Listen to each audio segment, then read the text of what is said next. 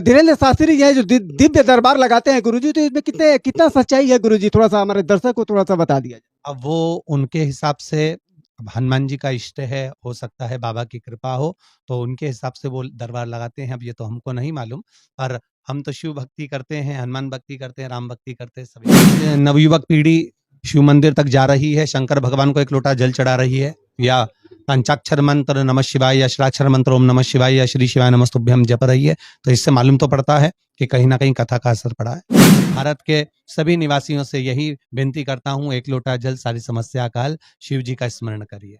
यानी कि जो कथा कहते हैं गुरुजी, लाखों की संख्या में भक्त उमड़ पड़ते हैं गुरुजी, तो क्या उन भक्त को जो आप कथा सुनाते हैं उसे असर कुछ पड़ता है गुरुजी? जी जरूर।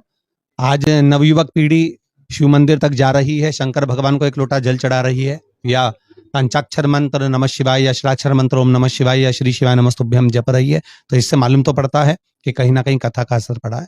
ऐसे में गुरुजी एक और हमारे जितने भी दर्शक आपको देख रहे हैं गुरुजी, रुद्राक्ष यानी कि रुद्राक्ष क्या धारण किया जा सकता है गुरुजी? क्यों नहीं।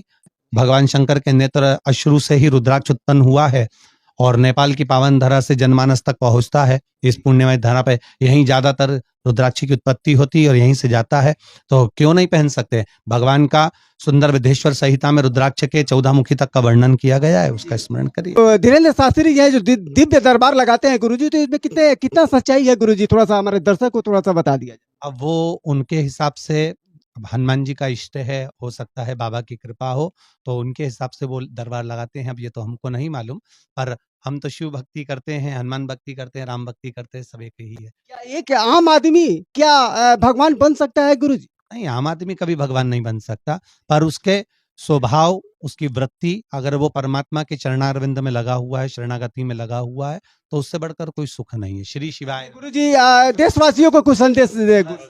और भारत के सभी निवासियों से यही विनती करता हूँ, एक लोटा जल सारी समस्या का हल, शिव जी का स्मरण करिए। जो कथा कहते हैं गुरुजी, लाखों की संख्या में भक्त उमड़ पड़ते हैं गुरुजी, तो क्या उन भक्त को जो आप कथा सुनाते हैं उसे असर कुछ पड़ता है गुरुजी? जी जरूर।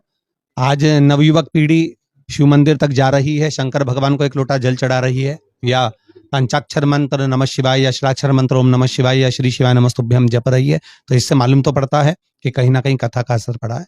ऐसे में गुरुजी एक और हमारे जितने भी दर्शक आपको देख रहे हैं गुरुजी, रुद्राक्ष यानी कि रुद्राक्ष क्या धारण किया जा सकता है गुरुजी? क्यों नहीं। भगवान शंकर के नेत्र अश्रु से ही रुद्राक्ष उत्पन्न हुआ है और नेपाल की पावन धरा से जनमानस तक पहुंचता है। इस पुण्यमय धरा पे यहीं ज्यादातर रुद्राक्ष की उत्पत्ति होती है और यहीं से जाता है, तो क्यों नहीं पहन सकते। भगवान का सुंदर विदेश्वर संहिता में रुद्राक्ष के 14 मुखी तक का वर्णन किया गया है, उसका स्मरण करिए।